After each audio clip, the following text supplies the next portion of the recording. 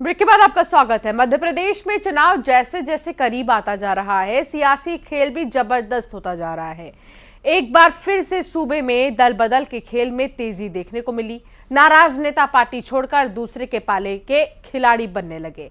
ऐसा ही कुछ एक बार फिर देखने को मिला जब कांग्रेस को विंध्य और बुंदेलखंड में झटका लगा।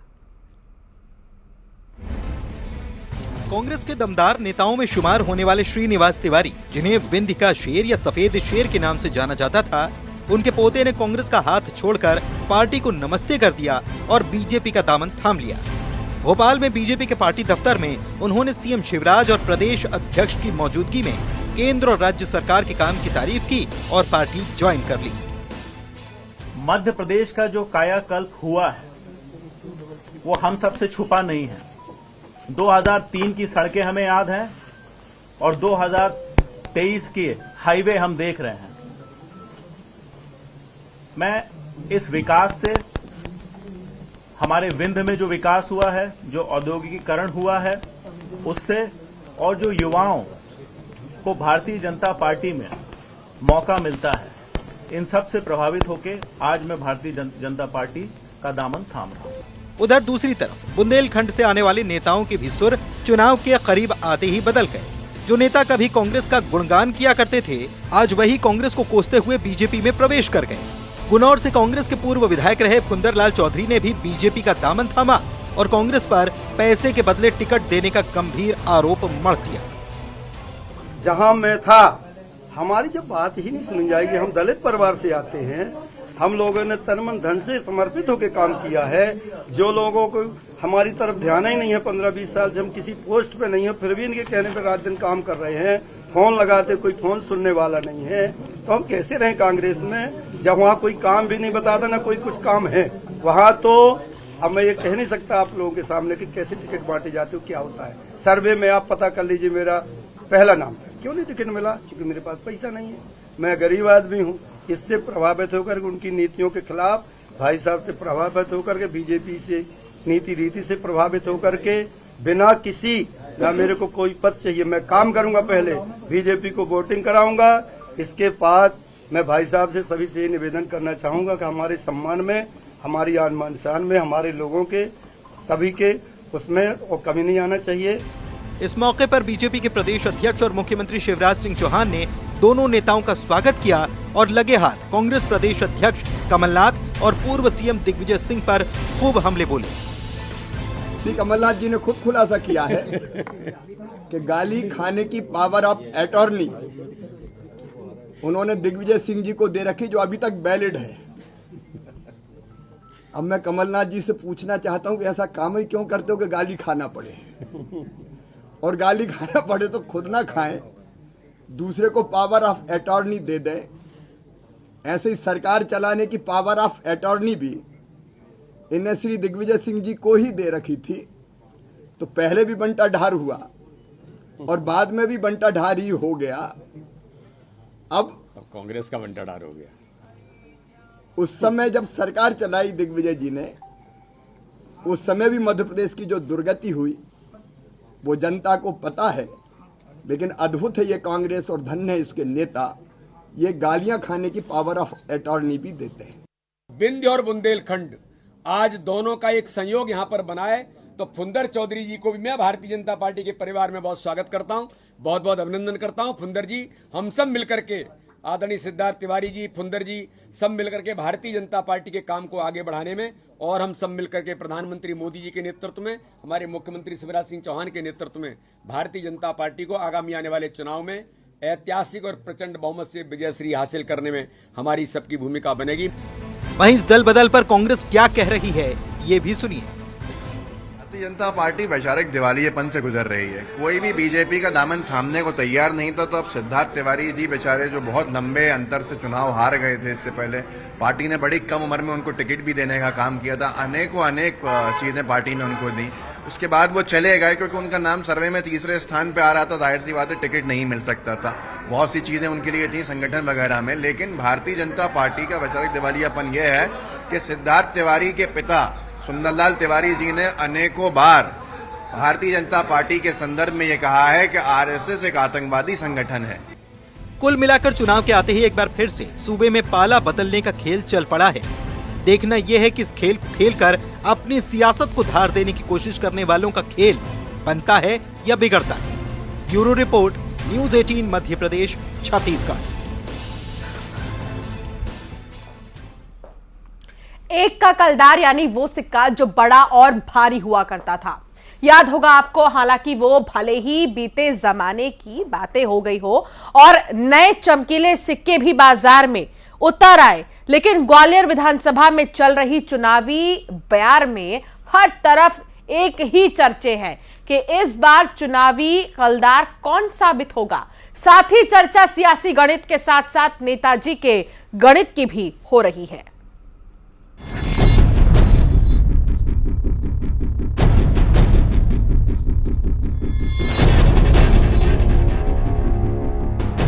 गणित जिसमें धन, ऋण, गुणा और भाग सब आता है और इसी गणित से अपना चुनावी गणित सेट करने में लग गए हैं नेताजी। बात हो रही है ग्वालियर की ग्वालियर विधानसभा सीट की, जहां पर चुनाव आते ही इसे जीतने की खातिर एक से बढ़कर एक गणित लगाए जा रहे हैं। इस क्षेत्र से वर्तमान में विधायक हैं प्रद्युम्न सिंह तोमर, जिनका नाम न सुना हो ऐसा हो नहीं सकता। वजह है उनका अंदाज। विधायक तोमर ऊर्जा मंत्री हैं और जब एक बार फिर से उन पर बीजेपी यानी कि उनकी नई पार्टी ने भरोसा जताकर उन्हें ही मैदान में उतारा है, तो माननीय जीत की खातिर नए नए गणित लगाने में लग गए हैं। इन दिनों प्रद्युम्न सिंह तोमर जनसंपर्क में लगे हैं और इस जनसंपर्क के साथ वे हर एक वोटर से 1 रुपया मांग रहे हैं, जिसकी वजह भी वो दिलचस्प बताते हैं। आप भी जरा सुनिए। 1-1 रुपया लोगों की खून पसीने की कमाई होती है। वो मुझे शक्ति देती है कि मैं उस 1 रुपया को लेकर के लोगों का सबका अंशदान होता है, वो ताकत ऊर्जा देता है। फिर नए हॉस्पिटल बनते हैं, स्कूल बनते हैं, स्मार्ट रोड बनते हैं। अब ये 1 रुपया ग्वालियर में सिविल हॉस्पिटल में कैथ लैब लाएगा, ग्वालियर को औद्योगिक नगरी बनाने का काम करेगा। उसके लिए 1 रुपये की जरूरत है। ये मूलधन तो नहीं चुकेगा, पर ब्याज जरूर चुकेगा। मंत्री तोमर अपने इस 1 रुपए वाले गणित के पीछे विकास का गणित बताते हैं, तो उनके विरोधी यानी कि कांग्रेस के नेता इसे चुनावी नौटंकी वाला गणित बताते हुए सवाल करते हैं कि 3.25 लाख की आबादी वाली सीट से 1-1 रुपया इकट्ठा कर 3.25 लाख से कौन सा उद्योग नगर बनेगा। कांग्रेस एमएलए प्रवीण पाठक उन्हें ये भी ताकीद करते हैं कि हवाई फायर के बजाय तार्किक बात करनी चाहिए। मुझे उनकी दूरदर्शिता पर शर्म आती है और बड़ा हास्यप्रद लगता है कि उनके क्षेत्र की जनसंख्या लगभग 3.25 लाख के आसपास होगी। कुल राशि 3.5 लाख रुपए भी मान लें तो 3.5 लाख रुपए में कौन सा औद्योगिक विकास केंद्र बनाया जा सकता है, ये वास्तव में सोचने जैसा विषय है। मुझे लगता है कि उनको जो उन्होंने निर्णय लिया है उस पर एक बार पुनर्विचार करना चाहिए। वैसे राजनीति के जानकारों से लेकर सियासी चटखारे मारने वाले तक नेताजी के गणित को बेहद आसानी से समझ रहे हैं और चर्चा भी कर रहे हैं। चर्चा इस बात की भी है कि चुनावी गणित का कलदार कौन होगा, लेकिन जो भी हो, हर बार की तरह इस बार भी प्रद्युम्न सिंह तोमर चर्चाओं में रहने का गणित तो सेट कर ही चुके हैं। सुशील कौशिक, न्यूज़ 18, ग्वालियर। मध्य प्रदेश की अयोध्या कही जाने वाली इंदौर की विधानसभा 4 का पाकिस्तानी कनेक्शन सामने आया है, जिसके बाद सियासत गर्मा गई है। क्या है पूरा मामला, जानिए इस खास रिपोर्ट में।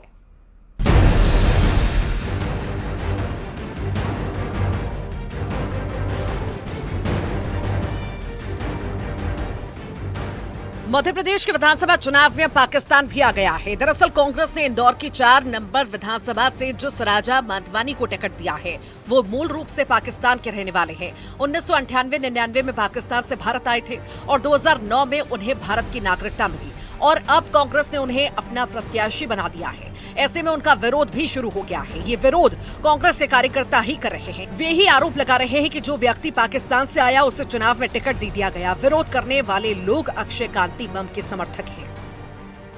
देखिए, हम यहाँ पर डॉक्टर अक्षय कांति बम क्षेत्र क्रमांक विधानसभा क्षेत्र क्रमांक 4 के उम्मीदवार जो हैं कांग्रेस पार्टी की ओर से उम्मीदवार हैं, हम उनका समर्थन करने आए हैं और पार्टी को कहने आए हैं, कांग्रेस पार्टी को, कि उनको सद्बुद्धि मिले और वो डॉक्टर अक्षय कांति बम जो कि एक बेहतर उम्मीदवार है, उनको टिकट दें। राजा मनवानी नहीं करते, लेकिन अगर देखा जाए तो राजा मनवानी को कौन जानता है। अगर देखें कि पाक से भी वो 1996 में आए, 10 साल इंदौर में रहने के बाद उन्हें भारतीय नागरिक करार किया गया, तो फिर कांग्रेस ने इस पे भी विचार करना चाहिए कि हम जिसे टिकट दे रहे हैं वो कितना सक्षम है। उनका कार्य देखें, उनका निरीक्षण देखें, उनका अगर पूरा सर्वे भी देखें तो राजा मनवानी ने अभी इन 1.5 महीने में 6 महीनों में क्या किया और अक्षय कांति बम ने क्या किया है। हम अक्षय कांति बम जी के लिए आए हैं यहाँ पर और हम चाहते हैं कि उन्हें टिकट मिले। कांग्रेस अपने पुनः विचार करे इस चीज़ के लिए। उन्होंने बहुत मेहनत की है और वो सभी लोगों के साथ सही तरीके से, हर तरीके से जुड़े हुए हैं।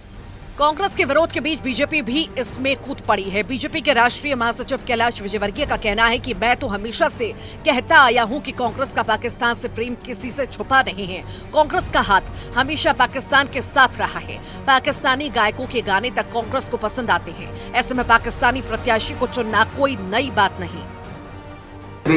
पाकिस्तान से प्रेम तो कांग्रेस का है, इसे तो आप इनकार नहीं कर सकते, क्योंकि इमरान का गाना कमलनाथ जी ने अख्तियार किया है और उद्योगपति को टिकट देना, कमलनाथ जी खुद उद्योगपति हैं तो उनकी पसंद भी ऐसी, तो मुझे कोई आश्चर्य नहीं कि उसमें किसी उद्योगपति को, किसी बिल्डर को टिकट दिया कांग्रेस ने। दे सकती, कांग्रेस का कैरेक्टर नहीं। वहीं कांग्रेस प्रत्याशी राजा मनवानी का कहना है कि अक्षय बम को टिकट नहीं मिला है, इसीलिए वो विरोध कर रहे हैं। पार्टी की हाईकमान तक इसकी जानकारी मैंने दी है। कैलाश विजयवर्गीय बड़े नेता हैं, उन्होंने भी अपनी राजनीति की शुरुआत 4 नंबर विधानसभा क्षेत्र से की थी। उन्हें अच्छी तरह से मालूम है कि यहाँ जो भी सिंधी लोग यहाँ रह रहे हैं वो पाकिस्तान से आकर रह रहे हैं। अक्षय मेन तो 2 ऐसे तो बहुत सारे, मगर मेन हम तो दूसरों से ही बैठे थे। अक्षय से ही मैं 2-3 बार बोला, मेरे जन्मदिन पे आए और कहीं पे प्रोग्राम में हुआ, साथ में बैठे थे। अभी कमलनाथ जी आए थे, हम पीछे मंच पे बैठे थे। वहाँ पे बात है कि भाई जिसको भी टिकट मिलेगी, अभी हम कांग्रेस के सिपाही हो गए तो फिर हम कांग्रेस के लिए काम करेंगे। अब उसको नहीं मिल रही है तो ये चीज़ें फिर जो है ना गलत है, वो अनुशासन में आता है, तो पार्टी पूरा ध्यान रख रही है। बहरहाल हम आपको बता दें कि इंदौर की विधानसभा 4 से पिछले 33 साल से बीजेपी का कब्जा है। यहां से कट्टर हिंदूवादी नेता स्वर्गीय लक्ष्मण सिंह गौड़ चुनाव जीतते रहे हैं। उनके निधन के बाद पिछले 3 बार से उनकी पत्नी मालिनी गौड़ विधायक हैं। यही वजह है कि इसे मध्य प्रदेश की अयोध्या कहा जाने लगा है। लेकिन इस बार कांग्रेस ने सिंधी कार्ड खेला है, क्योंकि यहाँ सबसे ज्यादा सिंधी वोटर है। उनकी संख्या 40,000 के पार है। ऐसे में इस बार मुकाबला कांटे का दिखाई दे रहा है। मिथिलेश गुप्ता, न्यूज़ 18 इंदौर। मंडला जिले में लोकतंत्र के सबसे बड़े त्योहार विधानसभा 2023 को लेकर जमकर उत्साह है। लोकतंत्र के इस पर्व पर स्कूली बच्चे तो मतदान नहीं कर सकते, लेकिन इस पर्व में वे अपनी अलग तरह की भागीदारी दे रहे हैं। उन्होंने लोगों को जागरूक करने का बीड़ा भी उठाया है।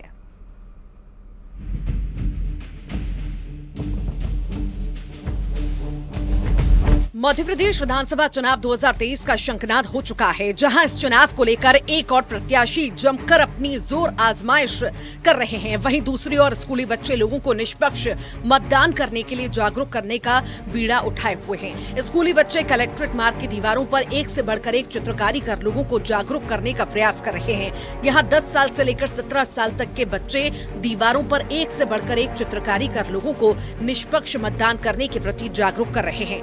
दीवार पर कहीं ईवीएम मशीन बनाई गई है तो कहीं उसका कैसे उपयोग करना है ये बताया गया है। चित्रों के जरिए ये भी बताया जा रहा है कि वोट करना क्या होता है, मतदान क्या होता है और इसको करने से प्रदेश और देश में क्या बदलाव आता है। इसे स्थानीय भाषा में चित्रकारों ने समझाने का प्रयास किया। इसी के साथ ही चित्रकारों ने यह भी बताने का प्रयास किया कि अपने मतदान का प्रयोग लालच में आकर ना करें। स्कूली बच्चों ने इतनी अच्छी दीवारों पर कलाकारी की है कि जो भी यहाँ से गुजरा बिना देखे उसे रह नहीं सकता और इन चित्रकार कलाकारी को समझने का प्रयास करता है। इस पेंटिंग के द्वारा जो लोग वोटिंग नहीं करते उनको उसके लिए जागरूक करने के लिए कि वो भी वोटिंग करें। बनाया है एक ड्राइंग जिसपे लोगों को जिसपे जागरूकता हो कि वो वोटिंग दें। मैंने इस पे एक तिरंगा बनाया है जिसपे लिखा है वोट फॉर बेटर। वोट्स होने वाले हैं जो नेक्स्ट मंथ, उसी के थीम पे हम वॉल पेंटिंग कर रहे हैं कि हर जो पर्सन है उनको वोट करना चाहिए, क्योंकि वो उनका राइट्स होता है और हम वोट करेंगे तो हम अपना फ्यूचर डिसाइड कर सकते हैं और डिसेबल जो पर्सन रहते हैं वो भी वोट कर सकते हैं। ऐसा नहीं कि वो डिसेबल है तो वो वोट नहीं कर सकते, वो भी वोट कर सकते हैं। ये हमारा फ्यूचर है, सभी को वोट करना चाहिए। ये लोगों को वोट देने के लिए वो प्रभाव मतलब कि प्रेरणा देने के लिए है वोट, कि वो जाए और उसमें सबको मतलब सब वोट जाके दें, और ये थीम लेके हम यहाँ पे पेंटिंग कर रहे हैं। अभी मतदाता का कार्यक्रम चल रहा है, जिसके दौरान सभी विद्यार्थी जो इच्छुक हैं वह अपनी प्रतियुक्त ड्राइंग के अनुसार यह संदेश देना चाहते हैं सभी लोगों को कि हमें मतदान करना क्यों आवश्यक है। बच्चों की इस चित्रकारी, पेंटिंग और कलाकारी की लोगों ने जमकर तारीफ की। बहुत अच्छी जो चीज़ हमें देखने को मिली कि कुछ छोटे बच्चे भी थे जो बहुत अपने आगे से आके, क्योंकि उनको मन था इस चीज़ में कंट्रीब्यूट करने का, तो उन्होंने आगे से आके पार्टिसिपेट किया और काफ़ी उत्साह दिखाया कॉलेज के स्कूल के बच्चों ने इस कंपटीशन की तरफ। एंड जैसे आप देख सकते हैं फुटवेंट जो नेहरू पार्क के आजू बाजू जो वॉल है वो हमने डिमार्केट की थी यहाँ पर पेंटिंग करवाने के लिए। तो पूरी वॉल अभी कैसे जो वोटर जागरूकता के अलग अलग स्लोगन्स हैं बच्चों ने जो लिखे हैं, उससे पूरी वॉल डेकोरेट हो गई है। तो ये काफ़ी अच्छा प्रोग्राम और काफ़ी अच्छा रिस्पॉन्स हमें मिला जो भी पार्टिसिपेंट्स थे उनकी तरफ से। स्कूली बच्चों की